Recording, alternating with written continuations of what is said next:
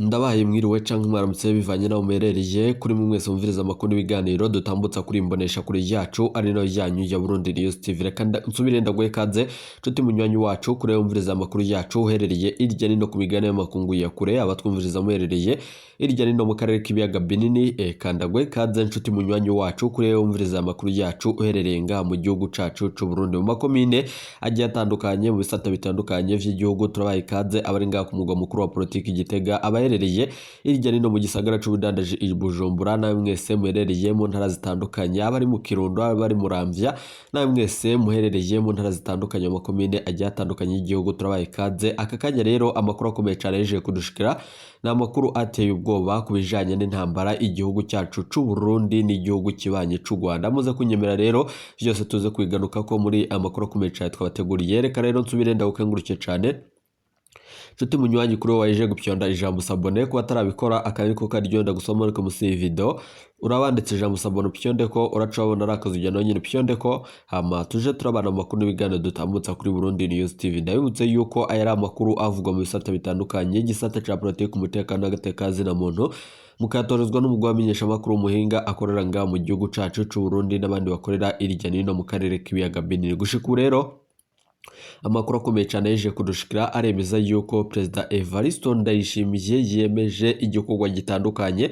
Mu nyuma rero yari mu ijambo rikomeye cyane ryo guheza umwaka wa 2023 twinjira mu mwaka wa 2024 ubwo umukuru w'igihugu cacu Burundi nyene icubahiro General Major Evaritse Ndayishimiye yashikiriza ijambo rikomeye cyane ku gihugu kibanye c'u Rwanda. Ni nk'itangazo rikomeye cyane rero ibintu birajije gukomera cyane ari navyo nyene tujya tuze kugaruka ko muri aya makuru akomeye cyane. Nanone reka dusubire tubipfurize umwaka musha muhire w'2024. Imana izobane namwe kandi mu bihe vyoroshe izobandanye kubaha nanone amahoro n'ubutunzi n'ibindi bitandukanye.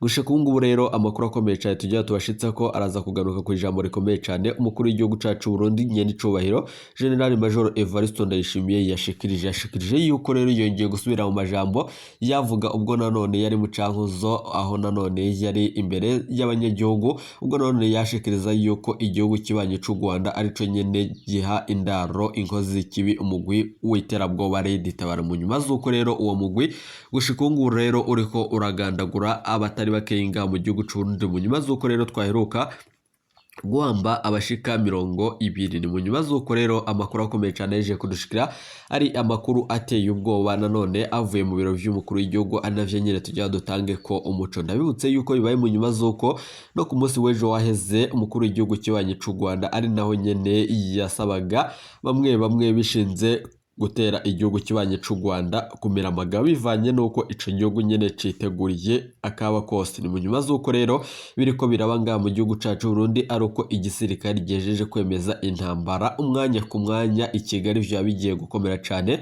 Mu nyuma z'uko rero iri jambo rikomeye cyane Perezida Evaritse Ndayishimiye ashikirije ari ijambo riteye agashavu, ubwo yavugaga yuko nanone uyu mugwi ugwanya leta y'u Burundi Gitega ushigikirwa n'igihugu c'u Rwanda, akemeza yuko rero ico gihugu kibanye c'u Rwanda ari naco nyene kiriko kirashigikira kiraha indaro inkozi z'ikibi zigahabwa nanone imyimenyerezo ya gisirikare, ibigwanisho n'ibindi bitandukanye. Ivyo rero bigaca bituma izo nkozi z'ikibi zibandanya guhungabanya umutekano w'abanyagihugu. Akaba yabishikirije rero mu ijambo rikomeye cyane riheza umwaka. Mu majambo yiwe rero ubwo Perezida Evaritse Ndayishimiye yagabishaga abanyagihugu avuga yuko nanone u Rwanda yaruhagiye kwisanzura mu nyuma z'uko yuguruye ikiyaga Tanganyika, bakaronka amamesa, bakaronka ibindi bitandukanye, ariko nanone ivyo vyose bakaba batariko barabiha agaciro. Ivyo rero bikaba vyavuzwe na Perezida wacu Evaritse Ndayishimiye mu ijambo ryiwe rikomeye cyane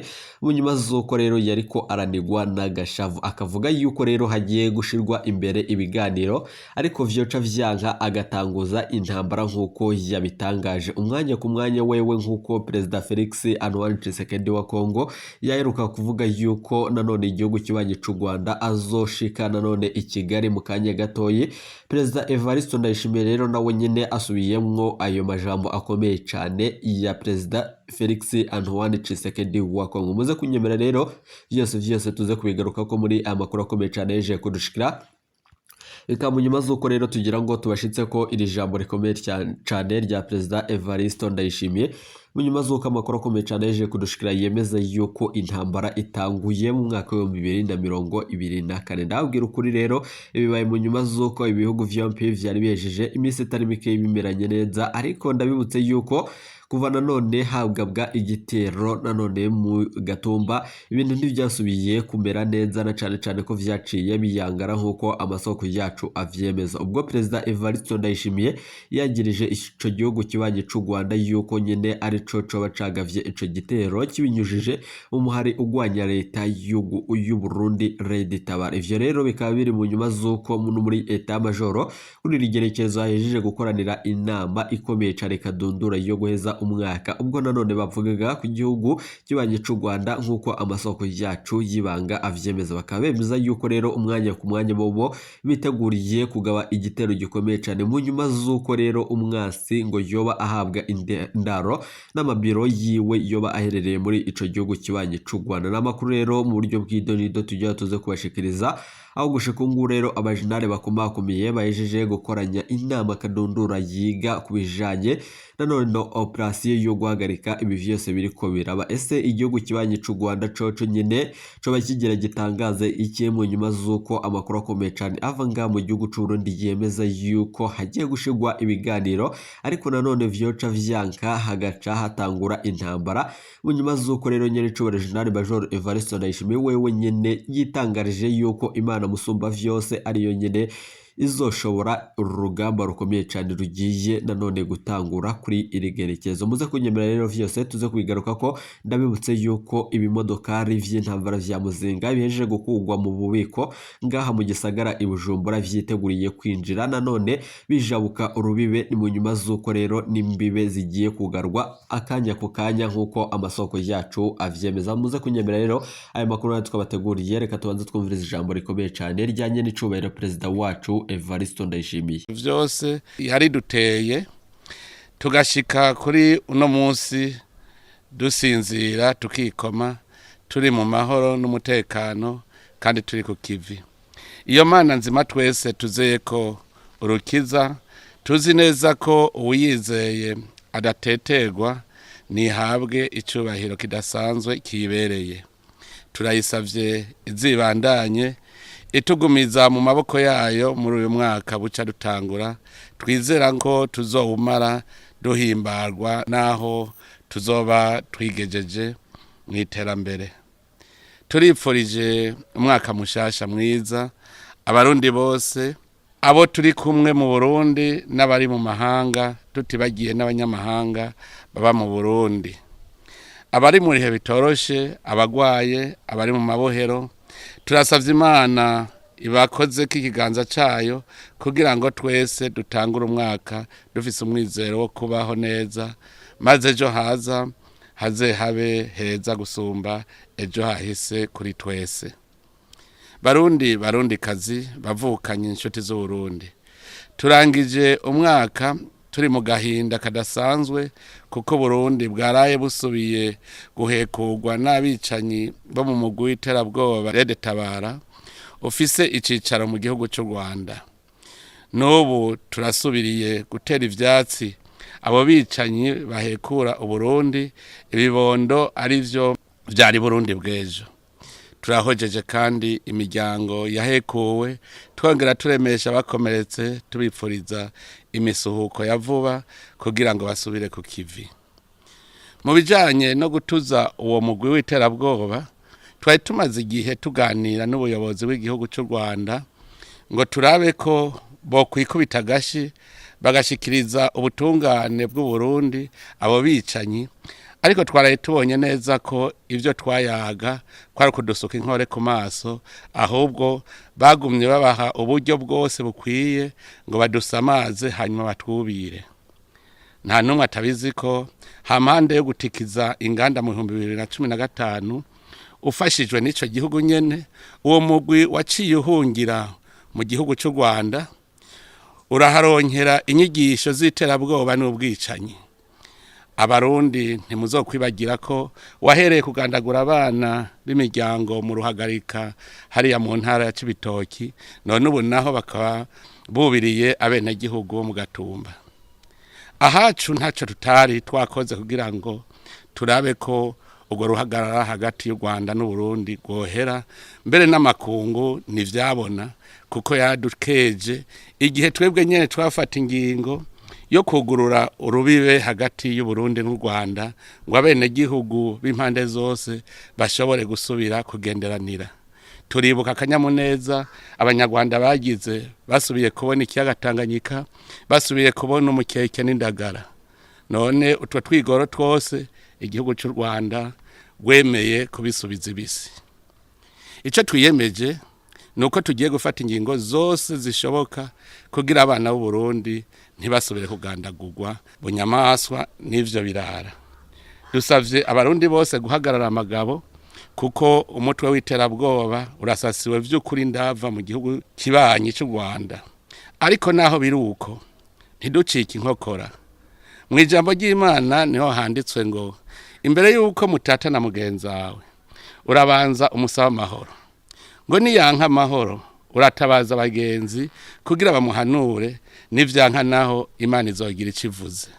None rero turasubiye gutera kamo ubutegetsi bw'igihugu cy'u Rwanda gukubita agatima mpembero, bikubita gashi, bigenze runtu babone ko inzu y'umubanyi hiye nagwawe ibigeramiwe. Abanyarwanda n'abarundi barabana y'ingwe ntaco bizoteza ko imbere ubwo butegetsi. Tugiye kandi gutaka amakungu n'abantu b'umutima ukunda amahoro kugira barabe ko bogondoza ubwo butegetsi butagira ubuntu, kugira barekure abakuru babo bicanyi baze mu Burundi hanyuma intahe bakubite mu gahanga. Nibatagati naho bamenye ko bariko bakwega karambaraye, kuko bariko barema urwanko hagati y'abenegihugu b'ivyo bihugu ataruhara babishisemo. Barundi bene wacu, naho twahuye n'izo nyatsi, turashimiye abateramira amahoro n'umutekano bakorera muri ya nyabune igizwe n'abajejwe intwaro, abajejwe umutekano, abajejwe ubutungane n'abenegihugu, kuko kubera abo buraca bukira nta uturuka buka ngo atahe bunyama. Amahoro n'umutekano bikwiye igihugu cyose. Iki gikorwa gisaba ko ata murundi numwe yo kwiyonjorora hageze guteramira amahoro canke guhinda ikibiri cyo gutera iteka impetso yaduhetse aribwo Burundi bwacu.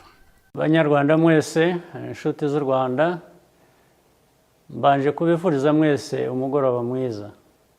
Jye n'umuryango wanjye twifurije abanyarwanda bose n'inshuti z'u Rwanda umwaka mushya muhire, umwaka w'ibyishimo n'uburumbuke. Umwaka ushize waduhaye impamvu nyinshi zo kumva ko twishimiye iterambere igihugu cyacu gikomeje kugeraho. Abantu baturutse hirya no hino ku isi hose bakomeje kuza mu Rwanda mu nama n'ibindi birori bikomeye nk'amarushanwa ya Basketball Africa League, Women Deliver, Giants of Africa ndetse n'igitaramo cya Global Citizen. Kwakira ibi birori bitanga amafaranga n'akazi mu banyarwanda bigateza igihugu imbere. Twatangije kandi ikigo cy'ubushakashatsi cya IRCAD gitanga amahugurwa ku buryo bugezweho bwo kubaga mu buvuzi, n'uruganda rwa BioNTech rukora inkingo. U Rwanda rukomeje kugaragara nk'ahantu heza ho guhanga ibishya mu buvuzi n'ubuzima, kandi tuzakomeza kubyubakiraho. Ikibanze muri ubu bufatanye bwose ni icyizere. Kubera ko twifitiye icyizere kandi twizerana n'abafatanyabikorwa bacu baturuka hirya no hino ku isi, bagirira u Rwanda icyizere, bikagaragarira mu bufatanye buganisha ku iterambere. Buri munyarwanda akomeje kugira uruhare mu byo twagezeho kandi ndabibashimira. Nibyo koko twahuye n'ibibazo n'izindi mbogamizi nk'umwuzure no guta agaciro kw'ifaranga byatewe n'ibibera ahandi ku isi, ariko twashyizeho ingamba zo guhangana nabyo. Dukomeje kandi guhangana n'umutekano muke mu karere kacu no ku mipaka n'ibindi bihugu. Ndagira ngo mbabwire ko dushobora kwihanganira kunengwa no kuvugwa nabi uko byaba bingana kose, nubwo akenshi biba bidafite ishingiro.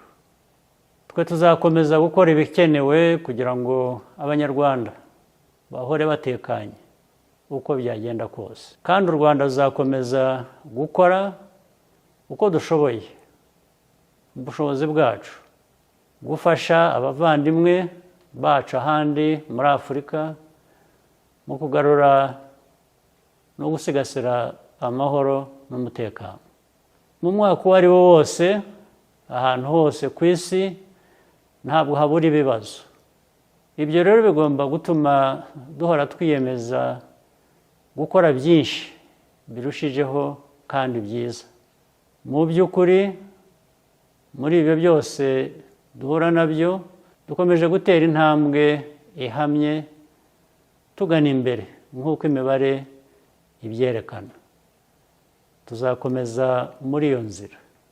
Iyo twibutse aho twavuye n'uko twari tubayeho, dusanga nta mpamvu dufite yo kwinuba no gucika intege. Ikimenyetso kidukomeza kandi kiduha icyizere cy'ejo hazaza ni imbaraga tubona mu rubyiruko. Uyu mwaka dutangiye ni umwaka w'ingenzi ku gihugu cyacu. Twizeye ko tuzumva amajwi menshi y'abakiri bato mu kugena ahazaza h'igihugu. Nongeye kubifuriza mwe n'imiryango yanyu mwese umwaka mushya muhire w'ibihumbi 2024. Mukomeze mugire ibihe byiza. Reka rero nsubire ndagukengurukira cyane inshuti munywanyi kuri waje gupyonda ijambo sabone kuba tarabikora akaniko karyo. Ndagusaba muri musi video urabanditse ijambo sabone pyonde ko uracobona rakazujya nawe nyine pyonde ko hama tuje turabana amakuru y'ibigano dutambutsa kuri Burundi News TV. Mu nyuma z'amajambo akomeye cyane, Perezida Evaritse Ndayishimiye ariko nanone arashikiriza bivanye n'agashavu ariko arategwa. Mu nyuma z'uko rero abanyagihugu wiwe ashikirize yuko bariko baragandagurwa umwanya ku mwanya. Muze kunyemera rero abamenyesha amakuru bacu baracarondera ico igihugu kibanye c'u Rwanda coba naco nyene kigira gishikirize. Mu nyuma z'ayo majambo akomeye cyane Perezida Evaritse Ndayishimiye ashikirije, turaza rero gutanga umuco kuvyerekeranye n'umwanya ku mwanya intambara iriko nanone irategurwa hampande nanone. Mu nyuma z'uko rero muri Eta majoro hoho hahejeje kwaka umuriro umwanya ku mwanya, rero tuze kubigaruka ko mu yandi makuru akomeye cyane twabateguriye. Hasohotse rero itangazo rikomeye cyane ari ryo nanone tugira tuze gutanga ko umuco bivanye n'ijambo rikomeye cyane rya Perezida Evaritse Ndayishimiye. Convention Center i Kigali yoba nanone iri mu kaga mu nyuma z'uko rero na Perezida Felix Antoine Tshisekedi wa Kongo yaheruka gushikiriza yuko umwanya ku mwanya azogaba igitero kuri ico gihugu. Ntimuje kure ibiganiro nakagaruka. Ni Burundi News TV.